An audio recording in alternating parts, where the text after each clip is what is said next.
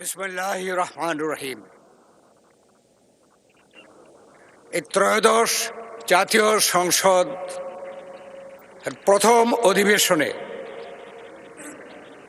মাননীয় প্রধানমন্ত্রী এবং এই সংসদের প্রধান, সম্মানিত সংসদ সদস্যবৃন্দ, আসসালামু আলাইকুম ওয়া রাহমাতুল্লাহ।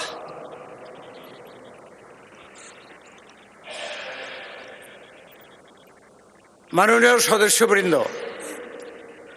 স্বাধীন সার্বভৌম গণপ্রজাতন্ত্রী বাংলাদেশের আপামর জনগণের আপসহীন সংগ্রাম, ছাত্র জনতার রক্তক্ষয়ী গণ অভ্যুত্থানের ফলে দীর্ঘ 1.5 যুগের স্বৈরাচারী ফ্যাসিস্ট শাসনের অবসান এবং জনগণের স্বতঃস্ফূর্ত অংশগ্রহণে সুষ্ঠু, নিরপেক্ষ, উৎসবমুখর ত্রয়োদশ জাতীয় সংসদের নির্বাচনের মাধ্যমে কাঙ্ক্ষিত গণতন্ত্রে উত্তরণের এই সন্ধিক্ষণে ত্রয়োদশ জাতীয় সংসদের প্রথম অধিবেশনে আপনাদেরকে স্বাগত ও অভিনন্দন জানাই।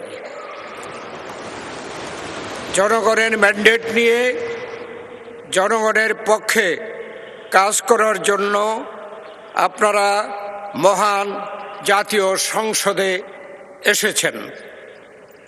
এ এক মহৎ দায়িত্ব এবং গৌরবের বিষয়। দেশপ্রেমের সুমহান মন্ত্র বুকে ধারণ করে দেশমাতৃকার তরে আপনাদের অঙ্গীকার পালনে আপনাদের সক্রিয় দায়িত্বশীল অংশগ্রহণ গণতন্ত্রের নূতন করে অগ্রযাত্রাকে আরও গতিশীল ও সমৃদ্ধ করবে, এ আমাদের দৃঢ় বিশ্বাস।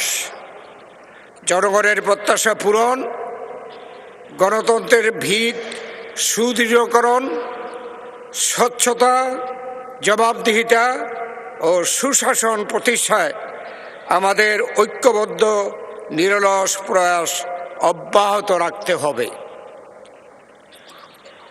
মাননীয় সংসদ সদস্যবৃন্দ, সংবিধান ও সংসদের কার্যপ্রণালী বিধি অনুযায়ী সংসদের স্পিকার ও ডেপুটি স্পিকার নির্বাচিত না হওয়া পর্যন্ত একজন জ্যেষ্ঠ সদস্য হিসাবে এই অধিবেশনের কার্যক্রম পরিচালনার দায়িত্ব আমাকে অর্পণ করা হয়েছে। এই দায়িত্ব পালনের সুযোগ পেয়ে নিজে সম্মানিত বোধ করছি এবং এই দায়িত্ব পালনে আপনাদের সর্বাত্মক সহযোগিতা কামনা করছি। আজকের এই ঐতিহাসিক ক্ষণে সর্বসম্মতিক্রমে আমাকে ত্রয়োদশ জাতীয় সংসদের প্রথম বৈঠকে সভাপতিত্ব করার সুযোগ প্রদান করায় পরম করুণাময় মহান আল্লাহ তাআলার দরবারে শুকরিয়া আদায় করছি। একই সঙ্গে আপনাদের প্রত্যেকের প্রতি আমার আন্তরিক কৃতজ্ঞতা প্রকাশ করছি। আমাকে মহান দায়িত্ব পালনের উপযুক্ত বিবেচনায় করার জন্য সংসদ, মাননীয় নেতা, মাননীয় প্রধানমন্ত্রী ও সকল মাননীয় সংসদ সদস্যদের প্রতি গভীর কৃতজ্ঞতা ও ধন্যবাদ জ্ঞাপন করছি। মাননীয় সংসদ সদস্যবৃন্দ, গণতন্ত্রের এই গৌরবময় শুভ ক্ষণে দাঁড়িয়ে গভীর শ্রদ্ধার সঙ্গে স্মরণ করছি মহান মুক্তিযুদ্ধের বীর শহীদ, বীরাঙ্গনা নারী, বীর মুক্তিযোদ্ধাদের, যাদের আত্মত্যাগের বিনিময়ে আমরা পেয়েছি স্বাধীন সার্বভৌম বাংলাদেশ। সেই সাথে স্মরণ করছি বাংলা ভাষার মর্যাদা রক্ষায় উপসর্গকারী, ভাষা আন্দোলনকারী ও ভাষা শহীদদের। স্মরণ করছি দীর্ঘ 18 বছরের স্বৈরাচার বিরোধী আন্দোলনে অংশগ্রহণকারী সকল সংগ্রামী মানুষ ও রাজনৈতিক নেতা কর্মীদের যারা নিপীড়ন, গুম, হত্যার শিকার হয়েছেন। আরও স্মরণ করছি জুলাই গণ অভ্যুত্থানে অদম্য ছাত্র জনতাকে যারা শহীদ ও আহত হয়েছেন। তাদের ত্যাগ আমাদের স্মরণ করিয়ে দেয় স্বাধীনতা অর্জনের মতোই তার সংরক্ষণ ও চর্চা করাও একটি অবিরাম দায়িত্ব। ত্রয়োদশ জাতীয় সংসদ নির্বাচন আমাদের গণতন্ত্র পুনরুদ্ধারের এক গুরুত্বপূর্ণ মাইল ফলক। দীর্ঘ 18 বছর পর জনগণ নির্বিঘ্নে ভোটাধিকার প্রয়োগের সুযোগ পেয়েছে। চ্যালেঞ্জিং এ সময়ে চতুর্থবারের মতো সরকার গঠন করায় বাংলাদেশ জাতীয়তাবাদী দলকে আন্তরিক অভিনন্দন জানাই। সংসদ নেতা ও প্রধানমন্ত্রী হিসাবে দায়িত্ব গ্রহণ করায় বিএনপির চেয়ারম্যান মাননীয় প্রধানমন্ত্রী জনাব তারেক রহমানকে জানাই উষ্ম অভিনন্দন ও শুভেচ্ছা। প্রথমবারের মতো জাতীয় সংসদে বিরোধী দলের দায়িত্ব গ্রহণ করায় বাংলাদেশ জামায়াতে ইসলামকে আমি অভিনন্দন জানাচ্ছি। মাননীয় সদস্যবৃন্দ, গভীর শ্রদ্ধা ও কৃতজ্ঞতার সঙ্গে স্মরণ করছি মহান স্বাধীনতার ঘোষক, বহুদলীয় গণতন্ত্রের প্রবক্তা ও চর্চাকারী, আধুনিক বাংলাদেশের রূপকার এবং বাংলাদেশ জাতীয়তাবাদী দলের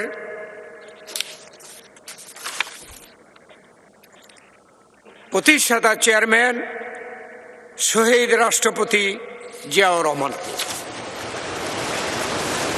1971 সালের মুক্তিযুদ্ধের সূচনা লগ্নে তিনি স্বাধীনতার ঘোষণা দিয়ে সমগ্র জাতিকে মুক্তিযুদ্ধে উদ্বুদ্ধ করেন। পরবর্তীতে বীরত্বের সঙ্গে যুদ্ধ করে স্বাধীনতা অর্জনে গুরুত্বপূর্ণ ভূমিকা রাখেন। একই সাথে স্মরণ করছি গণতন্ত্রের অগ্রযাত্রায় শ্রেষ্ঠ অদম্য নারী, গণতন্ত্রের মানুষকন্যা, আপসহীন নেত্রী বেগম খালেদা জিয়াকে। বাংলাদেশের প্রথম নারী প্রধানমন্ত্রী হিসেবে আপসহীন সংগ্রাম ও দৃঢ় নেতৃত্বের মাধ্যমে তিনি বাংলাদেশে সংসদীয় শাসন ব্যবস্থা পুনঃপ্রতিষ্ঠা করেন। রাজনৈতিক প্রতিকূলতা, কারাবরণ এবং দমন পীড়নের মুখেও গণতন্ত্রের প্রশ্নে তিনি কখনই আপোষ করেননি। 1990 সালের স্বৈরাচার বিরোধী আন্দোলন থেকে শুরু করে 2024 সালের জুলাই আন্দোলন, গণতন্ত্র রক্ষার সংগ্রাম আমাদের ইতিহাসকে নূতন অধ্যায়ে সমৃদ্ধ করেছে। মুক্তিযুদ্ধ ও জুলাইয়ের চেতনায় উদ্বুদ্ধ হয়ে কর্মকাজ, গর্বদেশ এবং সবার আগে বাংলাদেশ, এই মূলনীতিকে সামনে রেখে আমরা ঐক্যবদ্ধভাবে এগিয়ে যাব ইনশাআল্লাহ। মাননীয় সদস্যবৃন্দ, সংসদ সদস্যবৃন্দ, ফ্যাসিস্ট আমলে সংগঠিত মানবতা বিরোধী অপরাধ, বিচার বহির্ভূত হত্যাকাণ্ডের নিরপেক্ষ বিচার বিভাগের কার্যকর স্বাধীনতা নিশ্চিতকরণ এবং মুক্তিযুদ্ধের নিরপেক্ষ ইতিহাস সংরক্ষণের মাধ্যমে একটি মানবিক, অন্তর্ভুক্তিমূলক ও জবাবদিহিমূলক রাষ্ট্র গড়ে তোলাই আমাদের লক্ষ্য হওয়া উচিত। আমি দৃঢ়ভাবে বিশ্বাস করি ত্রয়োদশ জাতীয় সংসদ রাষ্ট্র বিনির্মাণে সক্রিয় ও ইতিবাচক ভূমিকা পালন করবে। 2026 সালে ত্রয়োদশ জাতীয় সংসদের যাত্রা শুভযাত্রা আজ থেকে শুরু হলো। অতীত থেকে শিক্ষা নিয়ে পারস্পরিক শ্রদ্ধা সহযোগিতার ভিত্তিতে আমরা উন্নয়ন ও অগ্রগতির পথে বাংলাদেশকে এগিয়ে নিয়ে যাব।